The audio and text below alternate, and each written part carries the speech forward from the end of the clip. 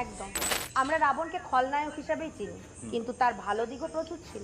এবং রাবণ কোনোদিন আসল সীতাকে হরণই করেনি, সব থেকে বড় কথা। এটা মায়ের জন্য একা হরণ হাতে মানুষ করেনি। করে জঙ্গলের মধ্যে।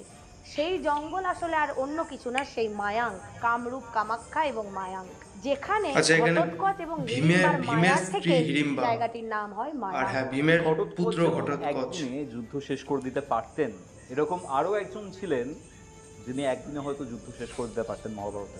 আমি বারবারিক বা খাটুশ্যামের ব্যাপারে একদম। বলছি। হারেকা সাহারা খাটুশ্যাম। খাটুশ্যাম হেভি যোদ্ধা বংশকে ছিল। যদি কেউ ধ্বংস করতে পারে, শ্রীকৃষ্ণ সেটা মাথা একমাত্র কেটে নিয়েছিল। শকুনি। সকলে মারা যাওয়ার পর শকুনি তার বাবার হাড় দিয়ে একটি তন্ত্রোক্ত পাশা তৈরি করেন, যার ভেতর মন্ত্রপুত ভোমরা ঢোকানো হয়, যে ভোমরা একমাত্র শকুনির কথাই যে পাশা খেলাতে হেরে গেছিল যুধিষ্ঠির, সব কিছু হেরে গেছিল। মহাভারত নিয়ে যখন কথাবার্তা হচ্ছে, শুরু দিয়ে